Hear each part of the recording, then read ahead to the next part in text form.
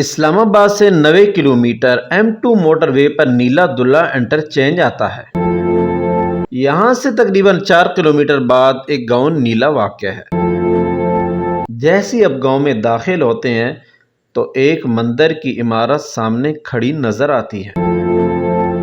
پٹھوار میں جتنے مندر ہیں یہ ان سب میں نہایت اچھی حالت میں ہے، لگتا ہے اسے تقسیم کے آس پاس ہی بنایا گیا تھا۔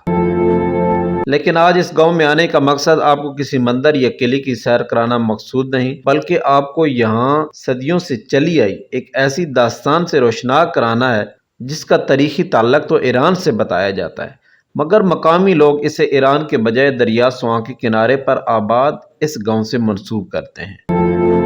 گاؤں کا ہر بزرگ نہ اس داستان کو بیان کرتا ہے بلکہ وہ کہتا ہے کہ ان کے آباء و اجداد سے یہ داستان اسی طرح سینہ بسینہ چلی آ رہی ہے۔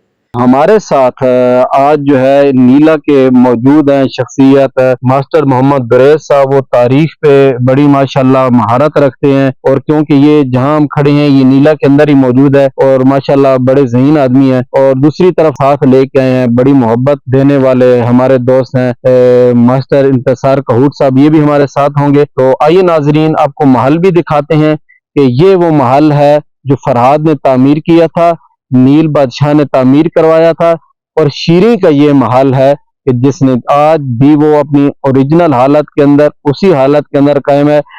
چونے کے علاوہ کسی قسم کے اس کو نہیں چھیڑا گیا ہے، بالکل مزید اس کے کیا حقائق ہیں، کب یہ تعمیر ہوا اور اس کے اندر کیا کیا ہے اور وہ کہانی کیا ہے شیریں فرہاد کی، تو ہمیں ماسٹر محمد دریس صاحب اس سے آگاہ کریں گے۔ باقی صحیح بات ہے کہ یہ جو ہمارا علاقہ جہلم تھا اس وقت یہ ایران کی سلطنت میں شامل تھا، اور یہ حقیقت ہے کہ نیلم میں جو تھانہ کے اوپر آج کل قبضہ کیے ہوئے ہے یہ محل ہے، یہ ریسٹ ہاؤس بنا ہوا ہے، یہ محل ہے شیریں کا، اور جو قبر ہے نیلم میں شیریں اور فرہاد کی وہ بالکل درست حقیقت ہے۔ کہتے ہیں کہ کسی زمانے میں موضع نیلا میں نیلم نام کا ایک راجہ حکومت کرتا تھا جو شیریں کا والد تھا۔ اتنے دریائے سواں کے کنارے ایک ٹیلے پر یہ محل تعمیر کروایا جو ہم آپ کو آج دکھا رہے ہیں۔ 1880 میں اس محل میں تھانہ اور ریسٹ ہاؤس بھی کچھ عرصہ بعد میں رہا ہے۔ اس محل کی تعمیر فرہاد نامی ایک درخان کی نگرانی میں ہوئی تھی۔ جب محل بن گیا تو بادشاہ اس محل کی خوبصورتی سے اتنا متاثر ہوا کہ اس نے درخان کو کہا کہ وہ جو مانگے گا اس سے عطا کیا جائے گا۔ تو درخان نے کہا کہ جان کی امان پاؤں تو عرض کروں۔ راجہ نے کہا مانگو جو بھی مانگنا ہے۔ درخان نے کہا مجھے اپنی بیٹی شیریں کا رشتہ دے دیں۔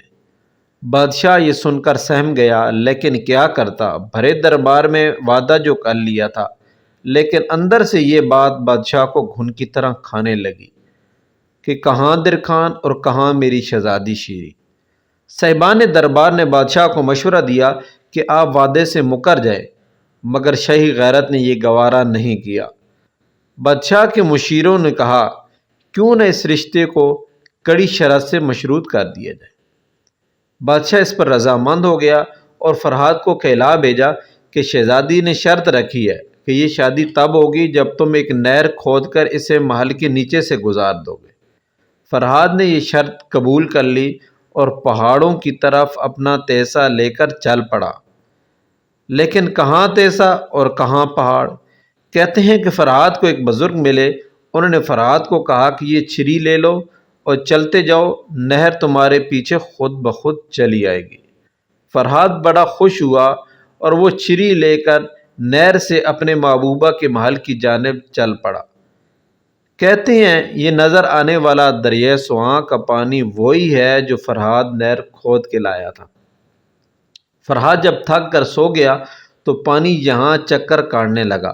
بادشاہ کو خبر مل گئی کہ فرہاد نہر کو لے کر آ رہا ہے۔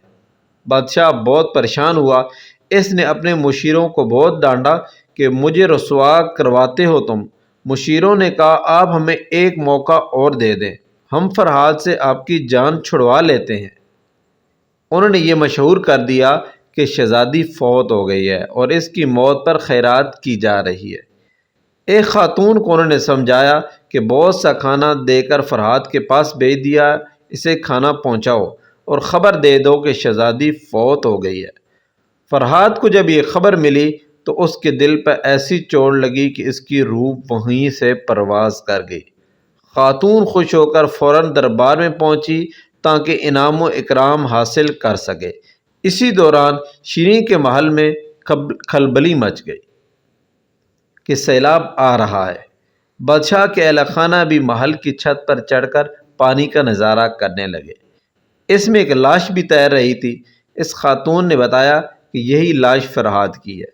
یہی سننا تھا کہ شیریں شہزادی سیلاب کی جانب دوڑ پڑی اور 600 فٹ بلندی سے پانی میں چھلانگ لگا دی۔ آئیے چلتے ہیں، آپ کو وہ مقام دکھاتے ہیں جہاں سے شیریں نے چھلانگ لگائی اور فرحاد کو پکڑ لیا۔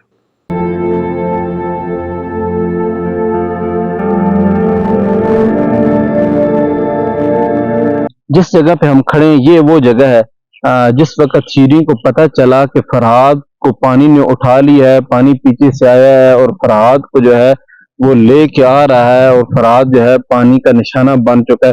تو یہ جگہ تھی، جیسے وہ پتھر آپ کو نظر آ رہے ہیں، اس جگہ پہ اس نے یہ سارا پانی تھا تو اس شیریں نے چھلانگ لگائی اور اس نے جا کے فرحاد کو پکڑ لیا۔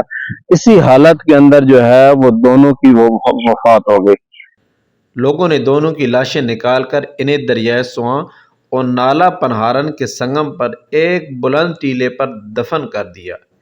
یہ قبریں آج بھی وہاں موجود ہیں۔ آئیے چلتے ہیں، آپ کو شیریں اور فرحاد کی قبریں دکھاتے ہیں۔